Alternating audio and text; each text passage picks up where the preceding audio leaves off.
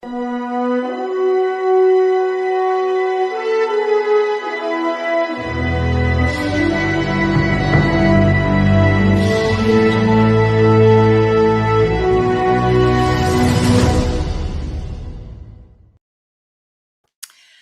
happy Tuesday, everyone. I'm Dr. Laurie Davis coming to you from the Disability Channel here on the Today Show. And of course, Tuesday is Finance Day. Dr. Ramin Modiri will be here. He's just having some challenges on his end. Technology, as it works. When it works, it's great. When it doesn't work, it's not so great. But I know today he wants to talk about how presidential elections affect the markets. So that will be very interesting information. If he can't get into the studio, we'll bring him in by phone and he'll be here to chat with us. In the meantime, I would share a few things with you, a few items. We are doing a fundraiser for the Global Society for Female Entrepreneurs on October 20th, the evening of October the 20th, and it's a 2-hour workshop. It costs $25. All proceeds go directly to the organization. And we're going to talk about 10 ways to build my business. So whether you are a brand new business owner, you are a seasoned business owner, or you're even just thinking about maybe you'd like to be a business owner, that would be very valuable information. And we've been delivering that workshop for years. So we take 10 hours of information and we jam it into 2 hours. So that's Sunday night, October 20th. So if you're interested and wanting to do that, you can contact me directly for a flyer. Let me just get my email up here. Or you can just call me or text me. I say call the doc and text me there that you're interested in a seat, and we'll make sure that happens. It's $25 in US funds for that workshop, 10 ways to grow my business. And let's see, in an hour's time, we will be broadcasting with Doug Smith. I'm the co-host and the producer of the Press Box, which is our sports show, our weekly sports show. And our guest today, I hope I say it correctly, is Mark Freitas. And he knows an awful lot of information about the Toronto Maple Leafs. So if you're a Maple Leafs fan, even though dinosaurs were here the last time they won the Stanley Cup, that's okay. It's a team, and we all have had favorites on that team. So good morning, Kathy. Yes, it sounds like a great workshop. They always are, and we learn lots. So thank you for that. And thank you for being here, Kathy. I haven't heard yet from Dr. Ramin Modiri, but he's working on it. He's rebooting his computer right now. That's one thing I love about our show. Like, we're just authentic. It's real. Like, we'll just tell you the way it is. And it's that's just the way it is. Something else we do, and I can fill in the blanks here. When I met Dr. Ramin Modiri about 3.5 years ago, he first came to me as a client, and he wanted to take some of our workshops. And I have to brag about him, especially when he's not here. I deliver 100 workshops. If people want to learn how to be an entrepreneur, a professional entrepreneur, we have 100 workshops on how to do that. It takes a year. It's like going to university again. And so he decided he'd like to have that workshop. And he attended all 100 workshops and never missed one. Perfect attendance for a whole year. So that's how I met him. And then, of course, when I realized his background was finance, he has every financial credential that you can actually get in the United States of America, including 2 MBA degrees. So this is a guy who's really credentialed, but also, amazingly enough, it's not just about the credentials and the paper and the certificates. This is the first guy I've ever met that crunches numbers and has a heart. Here he is. Good morning. Good morning. The joys of technology. My apologies. It's still, computer's still restarting. So. Yeah, that's okay. Well, it's all right because I was just bragging about you. Oh, no. Yes, I was. And Kathy, can you just let us know, and Sylvia's here too, can you let us know if you can hear Ramin? I've put him on speaker. He's on the phone. So make sure you speak up nice and loud there, Ramin. Oh, okay. So we'll do a So little we'll speak up. test. Testing 1, 2, 3. Can you girls hear him? All right. Good morning, everyone. Do I sound? Well, we don't know yet. I'm waiting to hear from them. Okay, well, I I'll can try. hear you. I can hear you okay. All right, let me see my laptop. I'm on speaker. Yes, they can hear you just fine. Thank you. And just a little bit louder, if you don't mind. All right, so is it better? Yes, and I'll make sure Okay. my volume is up as well. Okay. All right. Well, I've already announced what you're going to talk about, presidential elections, and but in the meantime, other than the technology, how are you doing in California this morning? I'm doing good. It's a beautiful day, and no complaining. It's fall, so it's awesome. So it's so good. Thank Oh, you. all right. So we're very interested in the topic today because, of course, there's big elections happening in the United States. I'm keeping my eye on things. So you thought it would be timely for us to talk about how presidential elections affect the markets. Am I correct in that, Ramin? Yes. So we have exactly 6 weeks to go, and it has been obviously already has been an exciting few months, to just say the least. And of course, this has been the busiest election year in the history globally. So more than half of the population has been going to the referendum and choosing presidents, whether it's from prime ministers, whether from India to Russia, Brazil, and here we are, United States. Obviously, United States has the most influence, still being a powerhouse. So many countries many nations do follow our elections here in the United States because whether politically or economically, they are dependent on the directions. So that's what I thought, with 6 weeks to go. First of all, we want to find out, does that make any difference who is in power? Which party is in power? And you're going to look at the history.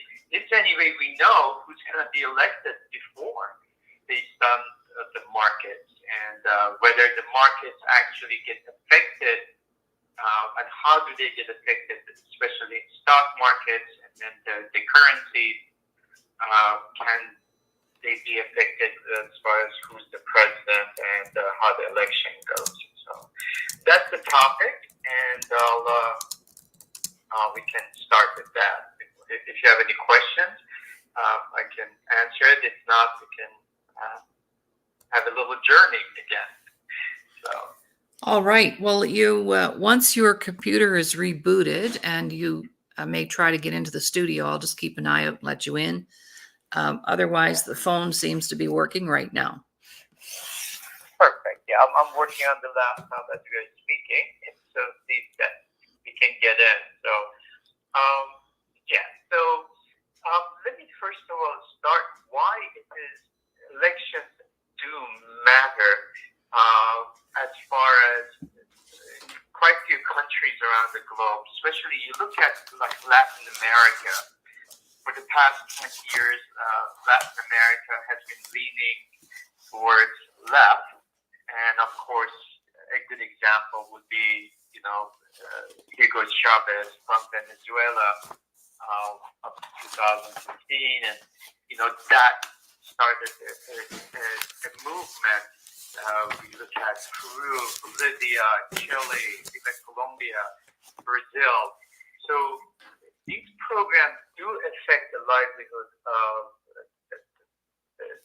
the people, the nation, as well as the private sector.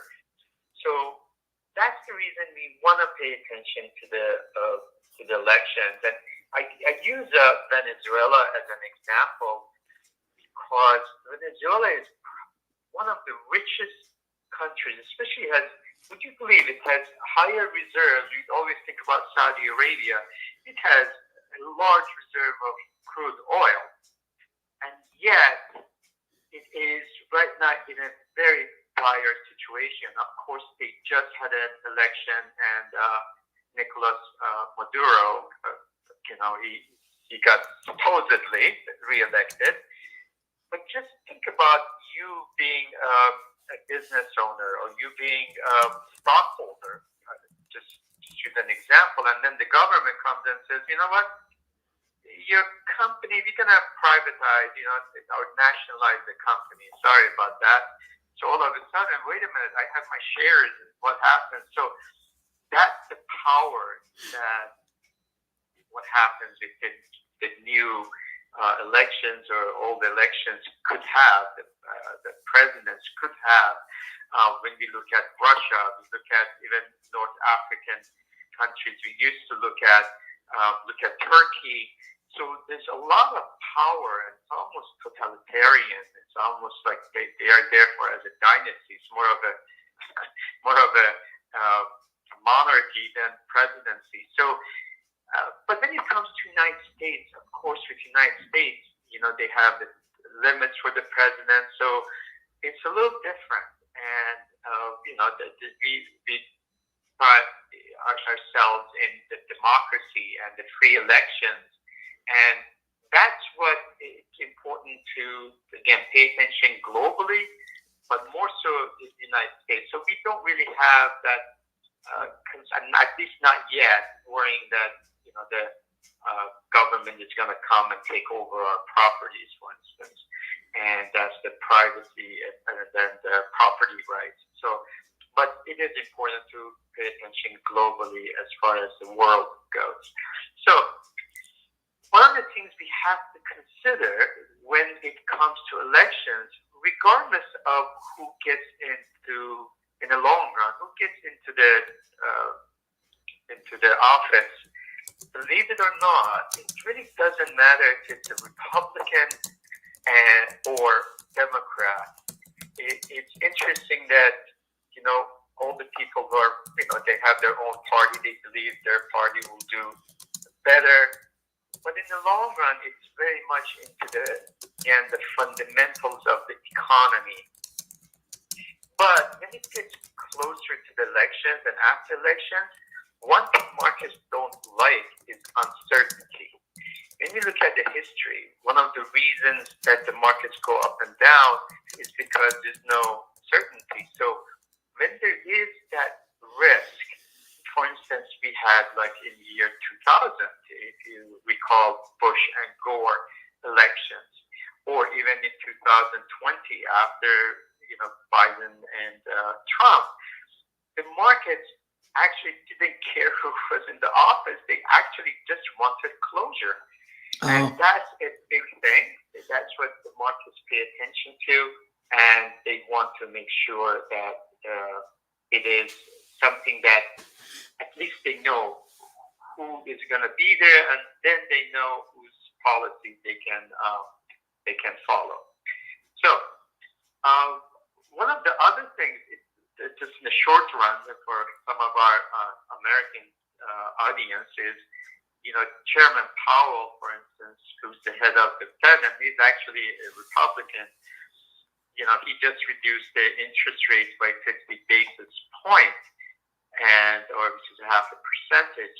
Well, in this situation, like ex-President Trump had said, I'm not going to reelect, or I'm not going to put forward to have Powell coming back. So there's this conspiracy theory, for instance, well, Powell knows Trump is not going to elect him.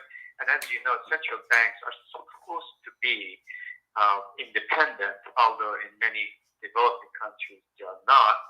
But in this situation, Powell knows, hey, maybe just again, some conspiracy theorists, maybe I should help like Harris gets elected. Again, that's the principle. He's a man of principle. I'm not saying that, but there always these little politics can play a role when it comes to central bank and economics. And also, the other thing we have to also remember, interest rates, with all the borrowing around the globe, they've had such a dire effect in actually going forward. Basically, what we have been doing for many, many years, especially in the United States, we've been just borrowing from our future generations and kicking that can down the road. So eventually, the higher rate could not be afforded. So that's another reason that it's important to pay attention to interest rates, and knowing that the governments cannot go on any longer. And that's, I think, a couple of years ago when these high interest rates started, I mentioned in some of our presentations, and I said, the world cannot afford higher interest rates. Old days, we could just devalue our currencies, but now, all of a sudden, the Treasury Secretary, like Janet Yellen, can say, wait a minute, we got a lot of debt. Let's reduce the rate. So there's a lot of influence from that point of view. So basically at the end of the day, it is politicians are politicians.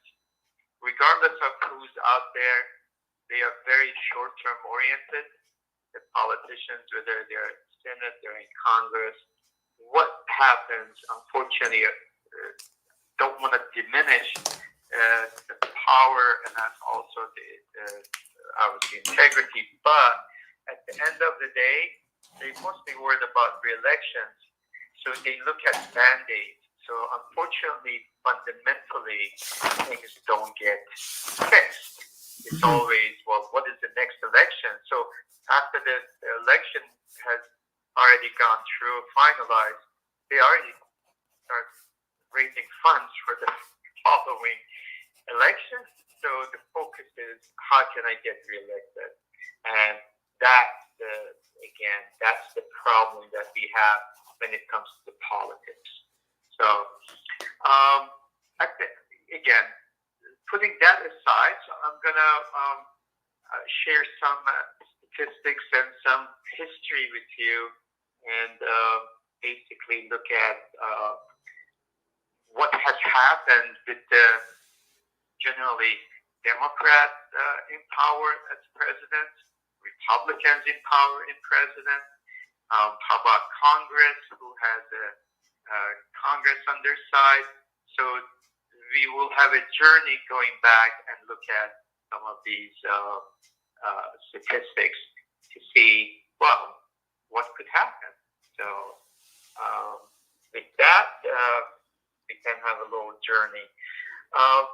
One of the things also I have to tell you, we really, people look at the last few months, and once we look at what just happened, all of a sudden we have a sitting president that, President Biden, he was running for re-election, and all of a sudden he decided that, well, maybe I shouldn't, and now we have the Vice President Harris. When we look at the history, we see that, we did have this happen in the past, and that was in 1968, when a sitting president did not seek re-election. It was a little different. It was Lyndon Johnson in 1968. And then we also, this year, that was unusual, we had 2 assassination attempts on ex-President Trump.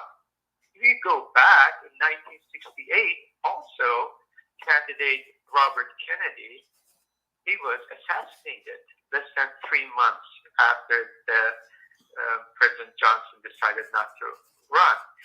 So what we see that it is a history, it has happened in the past. And again, President Johnson was a Democratic president. Of course, President Nixon got elected, so there was a Republican who got elected. But the interesting thing is, the S&P 500, the markets in the United States, they rallied 15% during the period between Johnson's announcement and end of the year. So with all this volatility, all this, again, not knowing what's going to happen, actually the markets, they did, they resolved themselves, they were resolute. So they were up. And we are going through the similar things. So then the markets in 1968, they were actually up about 7.7%, which was, better than, averages are 11%. But generally, what happens in election years, the markets are generally less than what the average year is. So when we look at market returns, what happened, the third year of a president, which was 2023 in our case, is the best year by far. When we go back and we look at the history for since 1928, we see that the markets are up 13.5% in average on the third year. And of course, last year we had a very good year in the United States. The fourth year, which is the election year, generally is the second best. And then the third best is the year one, when the new president is already elected, and basically they are ready to go. That average is about 6.7%. The worst year of any presidency in election years is year number 2. And the reason for that is generally presidents, they know they have 4 years. They bring all the things that they want to, as far as all the bills, all the plans that they have, they do it in year 2 because they know they have 2 years. If they mess it up, they can correct it. If there's any elections, they can take care of it. So basically, that's what the second year is like, up only 3.3%. Generally, it's only positive 54% of the time, while the year 3, 78% of the time, you're going to be in a bull market and you'll be up. Even year 4, 75% of the time, that it's going to be a positive year. So the reason I say this, if you're an investor, generally investing in this end of the second year of a president, looking forward to year 3 and 4 is a good bet. On the other hand, year 1 and year 2, the things are not going to be that great. So it is important to pay attention as far as how the market behave. So I'm just giving, again, these are based on history, has, again, not much to do with who's in charge at that time. Generally, they basically kind of follow that pattern. Now, remember, when we have the election, we do have 3 outcomes. Whether we're going to have a Republican divided government, which I mean, the Congress, the House and Senate will be in the other end, or we have a Democrat split government. So that's one scenario. The second thing is we could have a sweep. We could have a Democrat in power with the Congress, both houses with them. And of course, you could have a split in the houses too, so that's like a subset. Or we could have Republicans with all the Republicans. So there is a policy consensus. Believe it or not, the markets, they actually love to have divided government. They like the gridlock. They don't want somebody really taking and dictating the whole thing. So generally, we've had our best returns has been when we had a Democrat president and we've had Republicans in charge in the Congress. So that's the best scenario when we have that division in the executive office and legislative office. So how are we doing time-wise? I don't want to keep talking. No, we're doing well. We're doing well. We'll take a little break. Yeah. Yeah. I don't know what's going on with this laptop. But Well, so another tip that I will give you is the markets, they generally behave better when you have an incumbent president. And the reason is that the known factor, right? So it's almost you knowing somebody's good or bad, at least you know who it is. So generally, the markets react positively because of that fact that they know the policies. So when you go back to 1928 to present, we see that incumbent president, when it wins, the markets actually, the average in the election year is 13.4%, which is better than the average year for S&P, which is about 10.1%. Now, if during all the presidential years, if you average it out, it's about 11.3%. Now, if you have a new president is elected, generally the markets do less than average. It's about 9.3%. So again, I'm throwing you a lot of numbers, but when there's a new president is elected, the bond market actually does the best compared to other ones. So the stocks don't do as well, but the bonds do better. So that's when we think about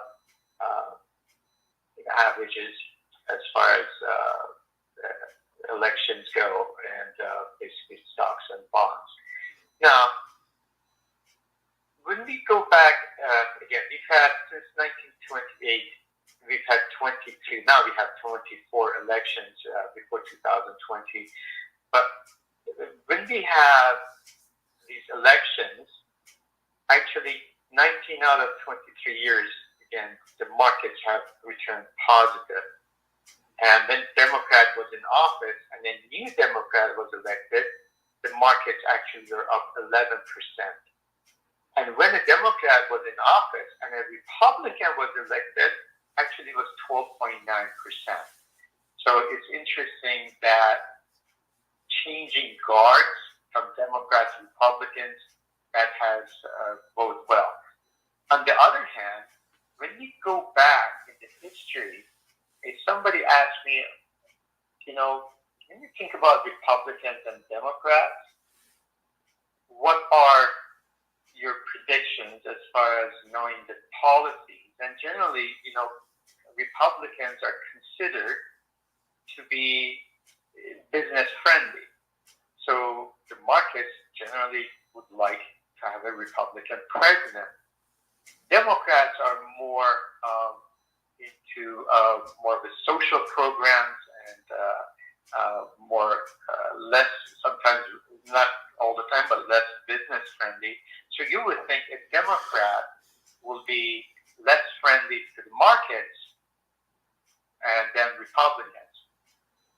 But would you believe that the Democrats, when you go back to 1923 and on, the Democrats have actually by far overperformed a Republican president when we use averages, when we look at the numbers, and we see that actually these Democrats, you look at, we start from Roosevelt in 1932, which came after Hoover, all the way we come to President Obama, and we see that the years that they've been in charge, they have actually outperformed the Republicans, and that could be a mystery, right? Because again, you would think, why the president that they're not much business friendly?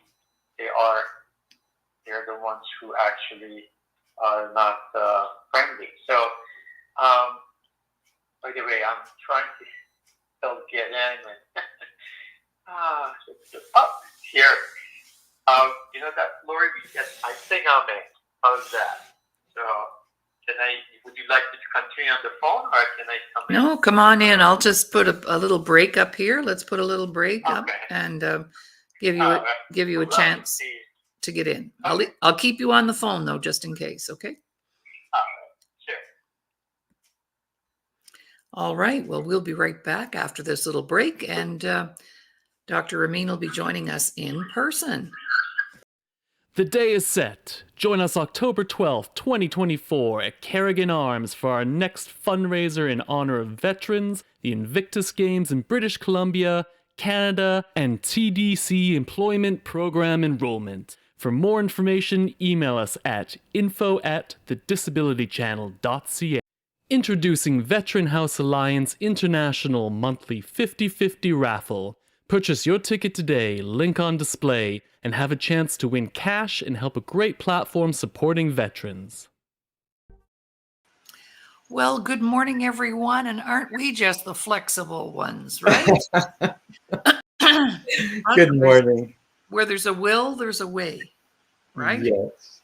So welcome back, everyone. You're watching the Today Show here on the Disability Channel.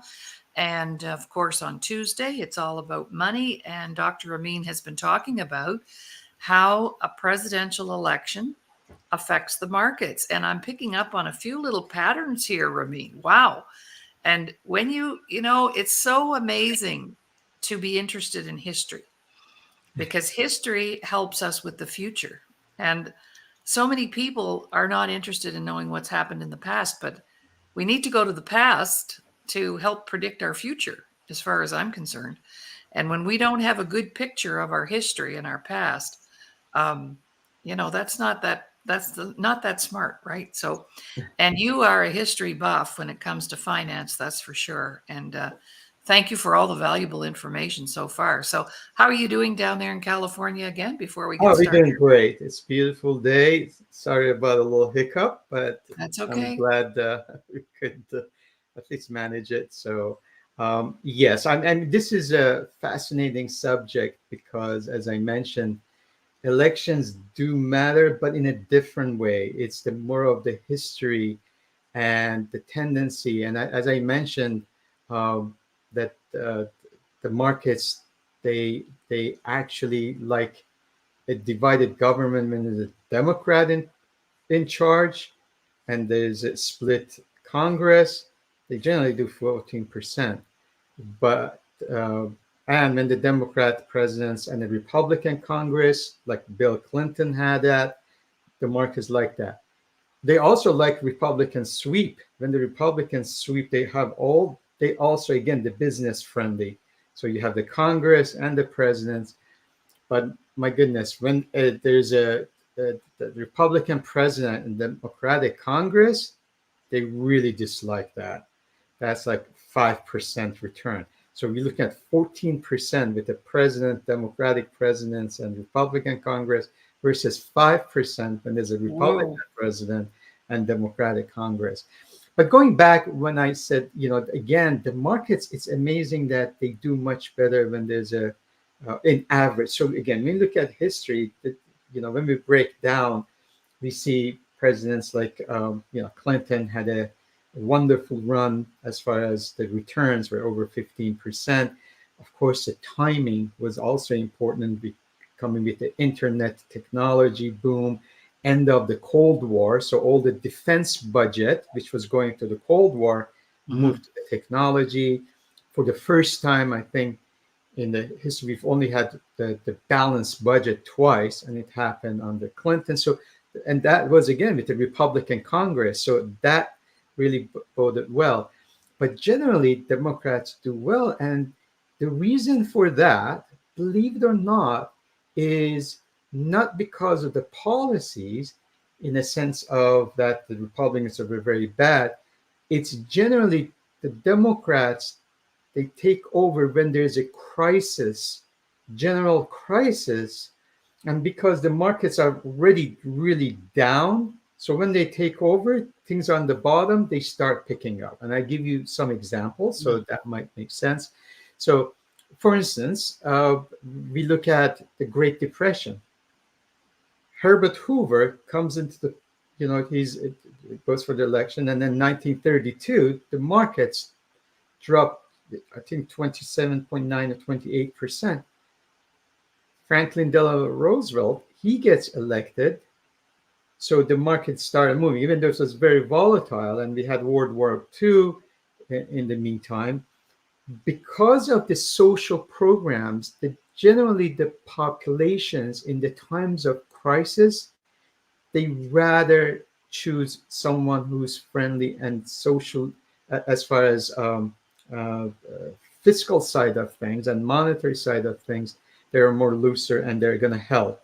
So socially, so they focus on Democrats.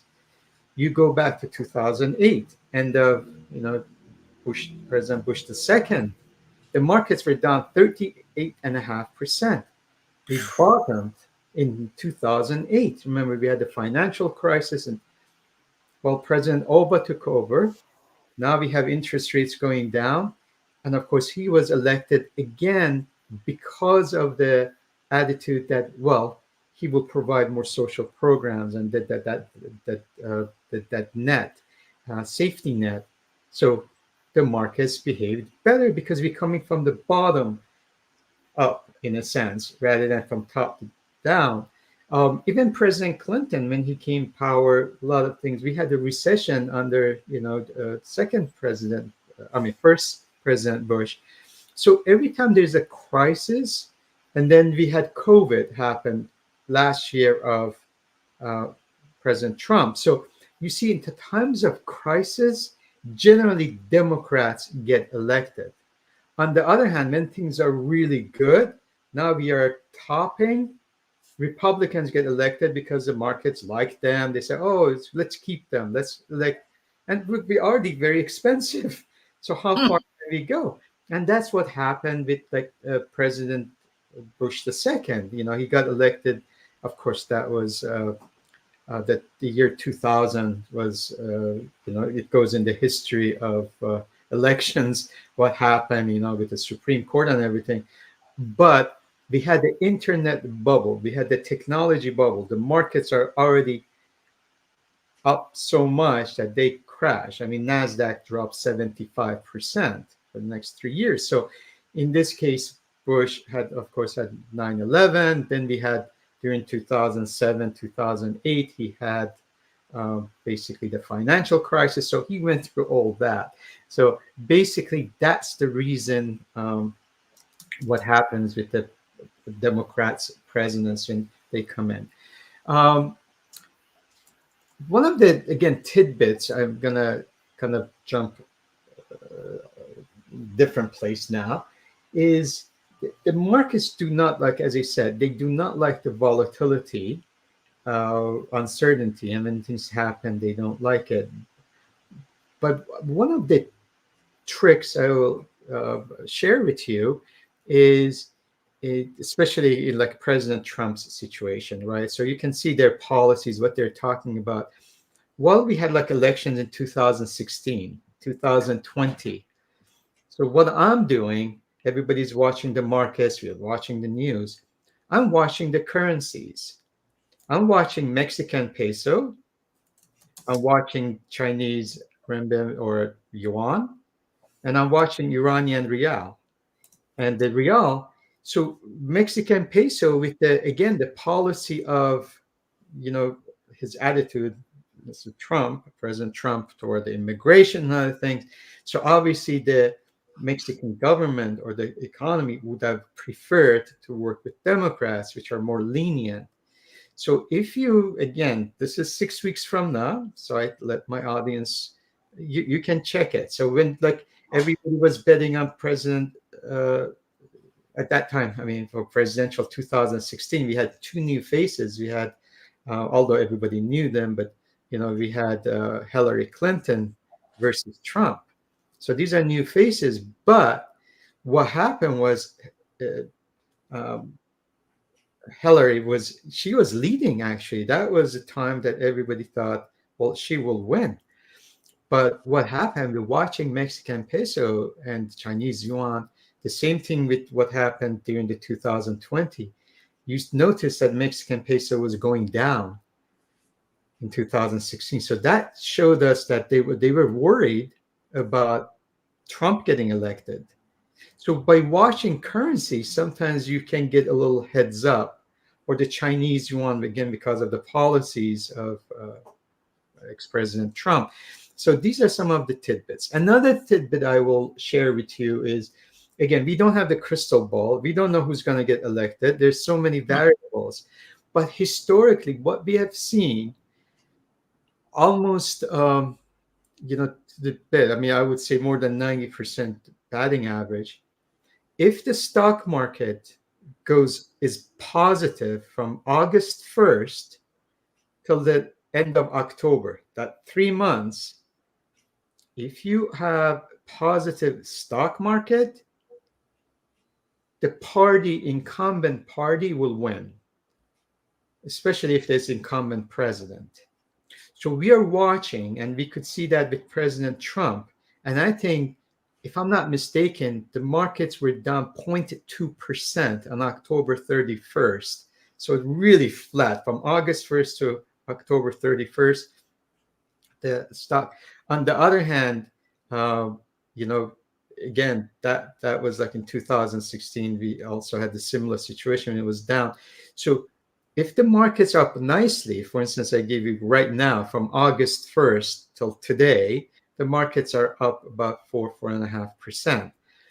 The question is, can they keep it? October usually becomes volatile and nasty. So if October 31st comes and the stock market is up nicely 3, 4, 5, even 2%, the markets usually like to have their incumbent party. So that's another, like a tidbit of a heads up.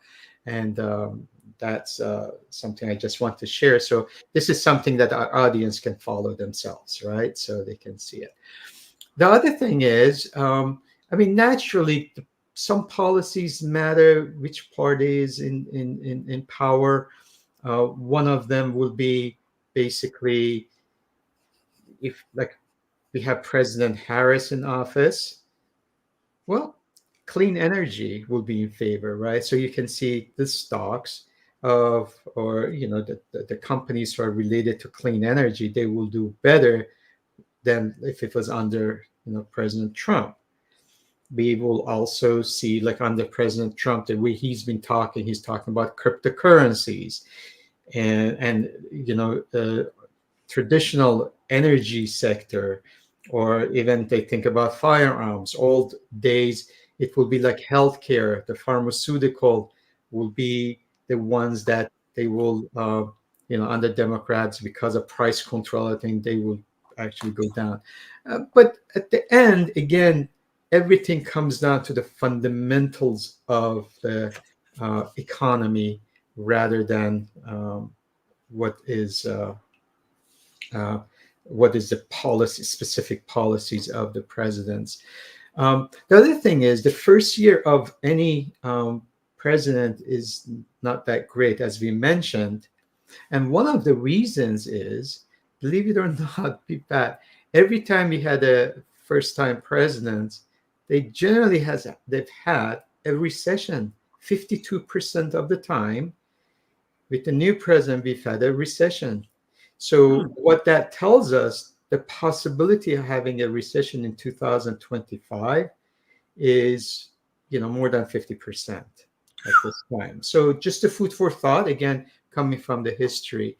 And also looking at internationally, when we look at the presidents, we see, as I mentioned, like President Clinton. I went back to, the last four. President Biden, we still don't have complete. We have to wait till end of this year. So I was looking at the average, which markets did the best. So under President Clinton, the U.S. markets were up average of 15.2%. Under President Trump, they were average up 11.5% in average. Actually, even they did better than that. They, at the end, they were up 16%. But under President Clinton, international equities did well as well. They were up 10.8%. And under President Obama, equities were up 13.8%. International did 9.2%, and emerging markets did well. So what we see is, in average, emerging markets have done well under President Obama and President Trump. On the other hand, under President Clinton, emerging markets were down 4%. So these are the things that globally they watch it, and it's very much important to see how the dollar behaves. Is there a fate in dollar depending on the president in there? We talk about geopolitics. We look at, again, right now, as you know, in the Middle East there's a chaos, and I was talking to someone over there. They're really worried. They're worried what's going to happen. So that also plays a role in the prices of commodities, whether it's crude oil or gold or other types of commodities. So I want to give you again a little more statistics going back as far as 1950s, and looking in the best year of any president since World War II. We're looking at who had the best return, and that at the first year, President Clinton in his second term, his first year was up 28.1%. So he's the leader. Then President Kennedy, which only had first term, and his first year was 26.5%. President Obama, after re-elected his second term, the markets went up 23.8%. President Bush won after President Reagan's term had ended. His returns was 22.7%, and President Trump, the first year of his presidency, the markets were up 21.2%, and President Johnson, his first term, was up 19.9%. The negatives, the worst performing president in the first year was President George Bush II. And of course, remember, it's 2001. Everything is falling apart. The markets actually dropped 21.8%. Then President Eisenhower in his second term, we were down 14%. President Carter, the first year, was 10%. And President Nixon was down 7.9%. And so these are just a little history again, what has happened as far as history goes. And then, as I mentioned, generally the first year and out of 24 elections that we've had, 54% of the time we do get a recession. So just between the first and second year. So just we watch for that. As far as the other thing is the volatility. So the markets, as I mentioned, they become volatile right before elections, and just if we have the result, there's no contest, or there are not objections. Usually, then they resolve themselves, and the markets after a week, the volatility dies down, and generally the next 2 months they do well. So that's another thing that the markets like to see, that certainty again. But the volatility plays a role right before the elections and just a week after. The Disability Channel would like to thank our existing sponsors. We really appreciate the support and kindness from the BIAs across the GTA, Ontario, Canada, and our friends in the USA. We love making new friends. Thank you for supporting our existing employment programs. The other part is, again, talk about incumbent, and it is something about, again, that volatility. When the incumbent president or the party, which is right now, again, we have Kamala Harris, is the party, it retains the presidency, actually the volatility declines. And that declining of the volatility before the election, it tells you that the incumbent will be winning. So that's one of the again, signs. If that the volatility really increases the periods coming to the election, then generally the higher volatility shows that the other party could be elected. There's a little uneasiness. So I want to wrap it up because of the time running out. So, Go ahead. okay, at the end of the day, what I will recommend our audience again to pay attention. It's about the fundamentals of the economy, and if the people are feeling comfortable, the consumer, how they feel, and they want to change, or do they want in this situation what we have today, for instance, people know ex-president Trump, so it's not an unknown, it's more Kamala Harris they're getting to know, although Kamala Harris is incumbent in a way. So this is a really interesting, because President Biden and President Trump both they were known quantity, so it was a lot easier to make that decision. This is a little uncertainty, but this is what I recommend. The last word I would say: watch the again the fundamentals, and one of the things you can learn to know, are the markets going to continue, are we really stretched, is there's a indicator called Buffett indicator, like after Warren Buffett.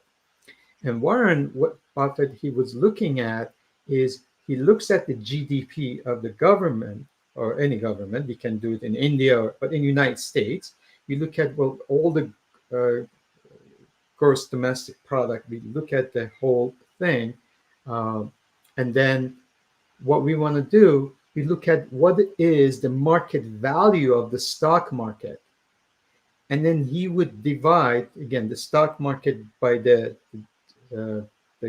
gross domestic products, and if they were over 85%, then the markets are expensive.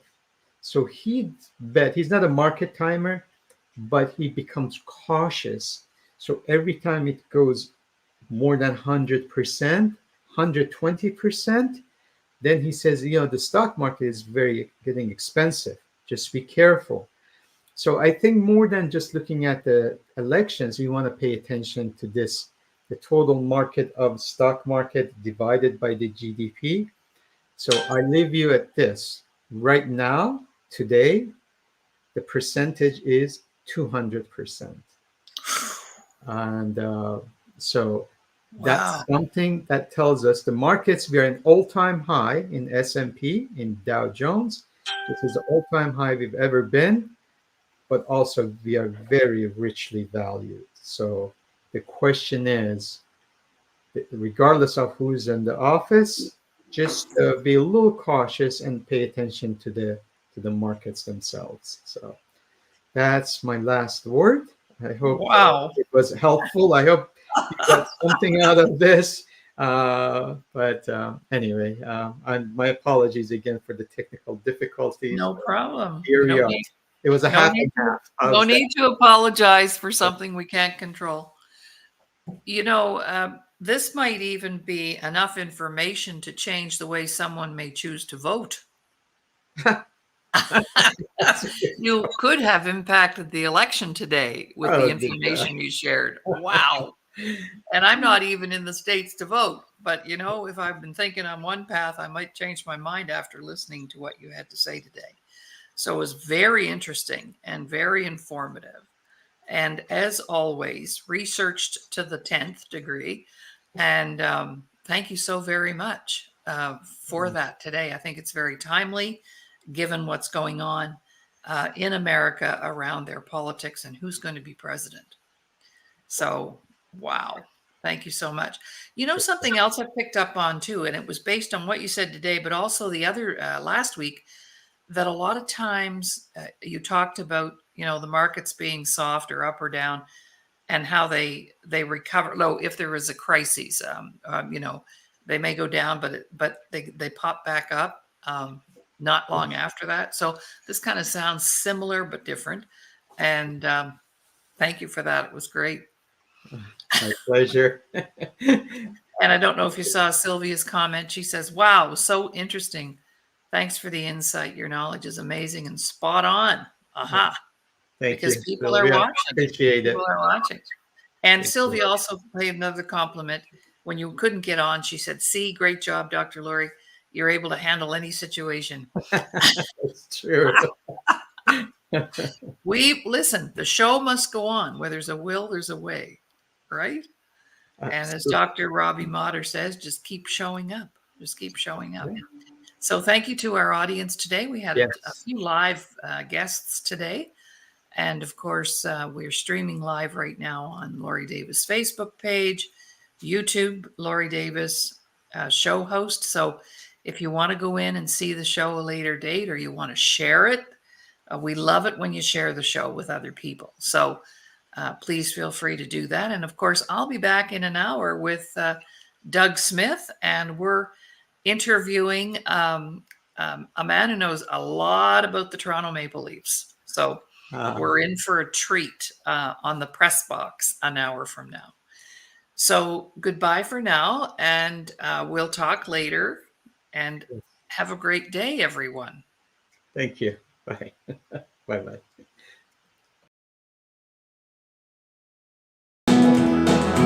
Goodbye so long, I hate to leave you, but I gotta go.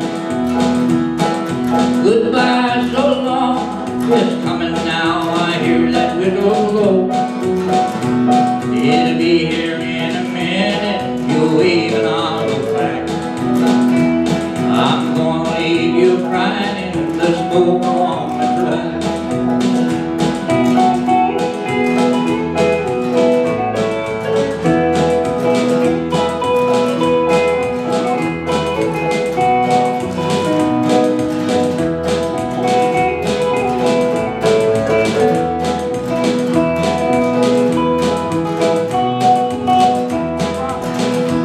I like to keep on moving, it helps me when I'm blue.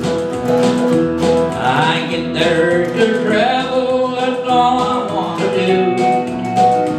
I know I can't just settle down because I like to roll. And when I hear that whistle blow, I gotta move on. Goodbye so long, it's coming now, I hear the whistle blow. Goodbye so long, I guess that's just the way I always be. It'll be here in a minute, you're leaving all the black. I'm gonna leave you crying in the smoke along the track.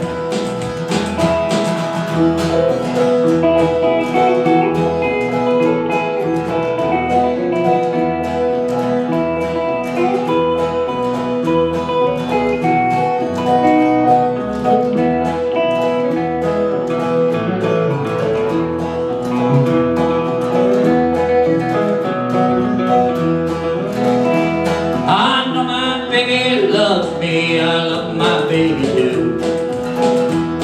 But you don't understand me when I'm feeling blue. And when I hear that whistle blow, I hurry home and pack. And leave my baby crying in the smoke along the track. Goodbye so long, I hate to leave you, but I gotta go. Goodbye so long, it's coming now, I hear that whistle blow. It'll be here in a minute, you're waving all the black. I'm gonna leave you crying